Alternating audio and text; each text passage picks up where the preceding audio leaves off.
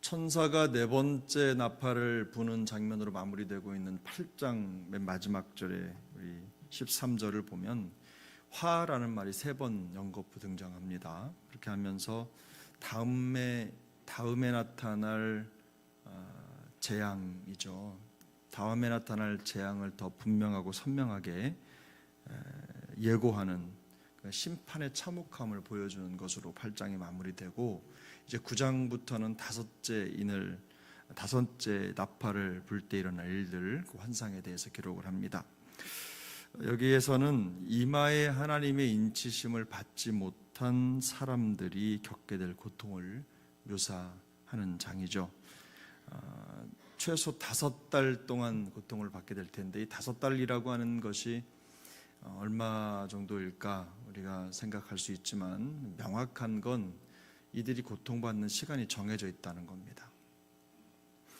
정해져 있고 제한된 시간 동안 고통을 받게 될 것이라는 내용을 보여주는 것이고, 그 고통의 내용을 본문이 보여주는데 전갈이 쏘는 것 같은 괴로움을 당하게 될 것이고, 우리가 읽기도 부담스러운 죽기를 구하여도 죽지 못하고 죽고 싶어도 죽을 수 없는 그런 고통 속에 빠지게 된다는 것이죠. 5달 동안 사람들을 해하는 권세를 가지고 있는 그 황충들이 무저갱의 사자라 불리는 아바돈 혹은 아볼론이라고 하는 왕의 명령을 따라서 하나님의 인지심을 받지 못한 사람들을 괴롭게 할 것이라는 내용이 오늘 본문의 내용입니다.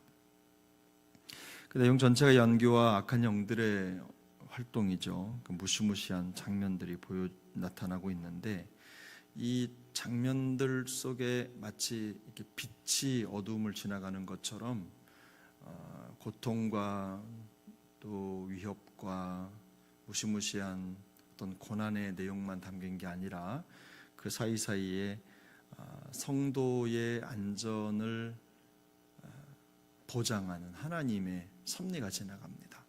그래서 우리가 조금 염두에 두고 읽어야 될 본문 이 내용을 읽을 때 4절에 보면 그들에게 이르시되 라는 말 있죠. 그들에게 이르시되, 결국 이들에게 명령하시고 그들을 주장하시는 분이 계시다는 것을 성경이 분명하게 우리에게 보여주고 있습니다. 그들이 큰 권세를 가지고 사람들을 괴롭게 하지만 그 권세가 하나님이 정해놓으신 선을 넘을 수 없다라는 것을 분명하게 보여주는 것이죠. 본문의 그 내용이 좀 더 선명하게 드러나고 있는 부분이 있는데, 우리가 첫 번째로는 하나님이 그들의 권세를 통치하고 있다라고 하는 것을 알 수 있는 대목이 어디냐면 1절에 보면 무저갱의 열쇠를 받았더라 이런 표현이 등장하고, 3절에도 보면 그들이 권세를 받았죠. 전갈의 권세를 받았는데, 이 열쇠를 받았더라 혹은 권세를 받았더라, 이게 뭐냐면 그들이 어떤 열심히 그들이 능력이 있어서 그들이 그걸 취한 것이 아니라, 이 말이 조금 어려운 표현으로 신적인 수동태라고 합니다. 그래서 하나님이 그들에게 이 권세를 부여한 겁니다. 그래서 이 권세를 받아서 그들이 하나님이 주시고 정해놓으신 범위 내에서만 이 권세를 사용할 수 있다는 것을 분명하게 본문이 보여주는 거죠. 무시무시한 권세인 건 맞지만 그것 자체가 하나님으로부터 나오는 것이고, 궁극적으로 그 권세의 주권자가 누구냐라는 것을 분명하게 보여주는데, 하나님이 그 주권자이시고 그들이 정말 하늘을 찌를 듯한 권세를 가지고 있지만 제멋대로 그것을 사용할 수 있는 것은 아니다 라는 걸 분명하게 보여줍니다. 또 한 가지 단서가 우리 하나님의 인치심이라고 하는 단어죠. 하나님의 인치심이 바로 하나님의 주권을 상징하는 단어죠. 우리가 4절을 보면 그들에게 이르시되 땅에 풀이나 푸른 것이나 각종 수목은 해하지 말고 오직 이마에 하나님의 인침을 받지 아니한 사람들만 해하라. 분명하게 범위를 정해 주신 겁니다. 하나님의 선택을 받지 못한 사람들 분명히 죄의 심판을 받게 될 것이다. 근데 이 말을 읽어보면 반대쪽이 있겠죠. 그럼 하나님의 인치심을 받은 사람들은 어떻습니까? 이 무적행의 권세로부터 별개의 어떤 아무리 강력하다고 하더라도 마치 방파제를 넘지 못하는 성난 파도 같은 그런 일이 벌어지는 겁니다. 실제로 에베소서 1장 13절은 우리에게 이렇게 말씀하죠. 그 안에서 너희도 진리의 말씀 곧 너희의 구원의 복음을 듣고 그 안에서 또한 믿어 약속의 성령으로 인치심을 받았다.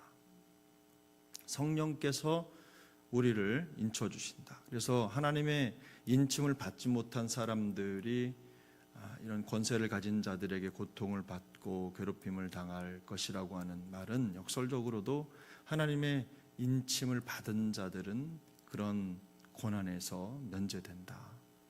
그들의 어떤 권세와는 상관없다라는 걸 보여주는 것이죠. 성도는 성령의 인침을 받았기 때문에 하나님의 진노가 임하지 않고 그 사람들을 괴롭히는 악한 영들이 손도 대지 못한다라는 것을 보여주는 것입니다. 왜 그렇습니까? 성령의 철통 같은 보호가 있기 때문인 것이죠. 성경은 오늘 본문에 보면 하나님의 인지심을 받지 못한 사람들을 괴롭히는 황충으로 나와 있는 그 모습을 섬세하게 묘사하는데요. 정말 무시무시합니다. 전쟁에 나가는 말 같은 모양을 가지고 있는데 머리에는 관 같은 것을 썼고 얼굴은 사람 같고 또 여자의 머리털 같은 머리털이 있고 이빨은 사자의 이빨 같고 그 다음에 철 호심경 같은 것을 달았고 날개는 휘두를 때마다 병거와 말들이 달려가는 것 같은 엄청난 굉음을 내고 그 다음에 꼬리는 전갈처럼 쏘는 화살같이 생겨서 그 화살이 사람들을 괴롭히는 권세를 보인다, 이렇게 말씀을 하고 있어요.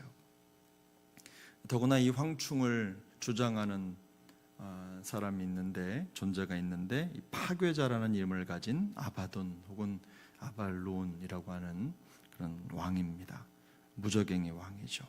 근데 말씀드린 대로 성령의 인침을 받은 하나님의 사람들은 이걸 두려워할 필요가 없습니다. 세상에 아무리 이런 일이 있고 괴롭히고 또 무섭게 다가온다고 하더라도 절대로 선을 넘지 못한다는 것입니다. 제가 예전에 어떤 책을 읽었는데 그 책 제목이 생각이 안 나서 말씀을 못 드리겠네요. 근데 그 책의 내용 중에 그런 게 있었습니다. 사탄이 제일 즐겨 사용하는 도구들이, 손때 묻은 도구들이 있다는 겁니다. 그게 뭐냐면 두려움이죠. 유혹. 사탄은 성도를 직접 손을 대서 해하지 못한다는 겁니다. 그런데 그 존재만으로도 얼마든지 두려워하게 할 수 있고 또 마음속에 그런 유혹할 수 있고 넘어뜨릴 수 있다는 거예요. 근데 성도는 하나님의 권세를 의지하고 있기 때문에 세상에 아무리 엄몰하려고 하는 것 같고 넘어오려고 하는 것 같고 나를 공격하려고 하는 것 같아도 선을 넘지 못한다는 것을 알면 마음속에 평안을 얻을 텐데, 그걸 깨닫지 못하면 세상의 그 공격 앞에서 마음이 무너져 버린다는 거예요. 성도가 성경에 보면 마음을 잘 지키라고 하잖아요. 그래서 하나님께서 우리에게 주신 그 믿음의 권세가, 성령의 인치심이 우리를 어떻게 보호하는지를 성경이 분명히 우리에게 말씀하고 있는데, 그 능력을 날마다 의지하고 약한 권세가 우리를 넘보지 못한다, 우리를 손도 대지 못한다 라는 사실을 기억하면 우리가 마음속의 평강을 회복하게 될 줄로 믿습니다. 에베소서 4장 30절은 또 말씀합니다. 성령을 근심하게 하지 말라. 그 안에서 너희가 구원의 날까지 인치심을 받았느니라. 완료된 것입니다. 앞으로 이렇게 하면 받을 것이다가 아니라 이미 하나님이 우리를 구별하셔서 이런 무시무시한 어떤 공격 또 사탄의 위협 앞에서 세상 말로 쫄 필요가 없다는 겁니다. 그래서 우리가 오늘 본문을 통해서 얻을 수 있는 교훈은 분명합니다. 하나님이 우리를 보호해 주신다. 걱정할 것 없다. 그러므로 마음속에 근심 없이 담대한 삶을 살아가라. 또 한 가지 교훈은 이겁니다. 하나님의 인치심을 받지 못한 사람들을 위해서 기도해야 된다. 그들이 그리스도께 돌아올 수 있도록, 예수 믿고 이런 무서운 고난, 괴롭힘 속에 빠지지 않도록 그들을 위해서 끝까지 우리가 기도하고 우리에게 맡겨진 사명을 다해야 된다라는 것을 오늘 본문이 보여주는 것입니다. 그러므로 오늘도 믿음 안에 담대한 우리의 삶이 될 수 있기를 바라고, 어떤 때에든 하나님의 보호를 확신하며 흔들림 없는 삶으로 하나님 앞에 영광이 되기를 소망합니다.